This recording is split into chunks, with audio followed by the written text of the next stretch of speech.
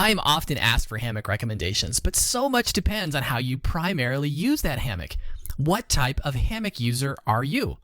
Are you more of a lounger or are you more of a camper? Now, these aren't clear-cut buckets. More often, you're somewhere in between. But when you're choosing your hammock, it's good to know how you primarily use that hammock. It makes a huge difference in the type of hammock you need and how you set it up. So let's compare.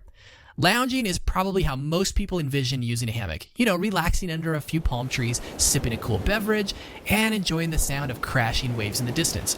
Lounging is arguably the easiest entry point for using hammocks and has the least requirements. And lounging is primarily a short-term activity, like taking a break between classes, relaxing at a park or a beach, or taking a Sunday nap in the backyard. Comfort is important, but it doesn't need to be super critical. Hammocks are cozy after all, but if you get some discomfort, you can always hop out. If you're primarily lounging, weight doesn't matter. You can use whatever hammock you want.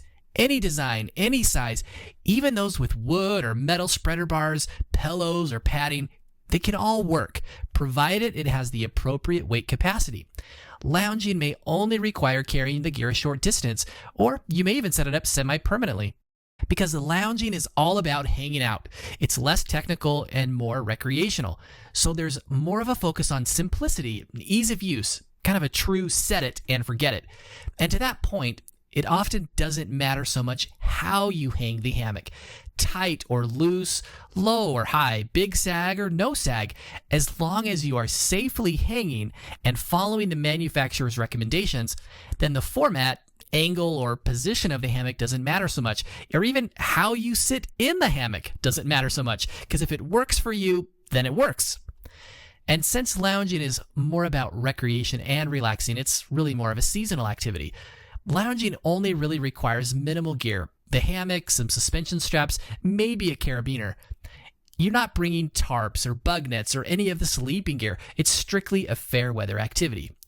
In other words, as long as the weather's good and the sun is out, the hammock can come out. And finally, lounging prioritizes form more than function. Cool colors and hip brands are probably more important than other technical considerations. As long as it can safely hold you up, it's really good to go. But what if you're more of a camper? Campers, especially backpackers, worry about pack size. Even car campers have limited storage space. So hammocks designed for camping tend to prioritize fabrics and designs that keep things smaller, more compact, and easier to pack, which leads to another key consideration for campers: weight. Smaller size often equates to lower weight, and less weight means easier loading, packing, hiking, and carrying. So if you're hammock camping, you're dedicating a lot more time than just a short nap. You're going to want something you can depend on day in and day out, which means that campers really prioritize comfort. True, almost any hammock can be comfortable, and even loungers will agree that hammocks are cozy, but camping means sleeping in that hammock all night, so getting one that's the right size and design makes a difference. And speaking of design, camping hammocks need to keep you dry, warm, and bug-free. So many camping hammocks are going to have built-in bug nets and accessories to attach tarps and insulation. In addition, camping hammocks need to be set up correctly in order to optimize comfort. You can't lazily hang it between two trees and expect it to deliver the promise of comfort or other protections. Campers need to know how to hang a hammock correctly and other techniques to improve comfort, weather protection, and safety. And while any camper probably prefers great weather, let's be realistic. You've got to be prepared for the unexpected. Many campers even choose to go out year-round in a variety of conditions, so the gear has to be designed to withstand those elements, which means campers prioritize function more than form. For example, can I set up the suspension with gloved hands? Or are there zipper access or openings on both sides?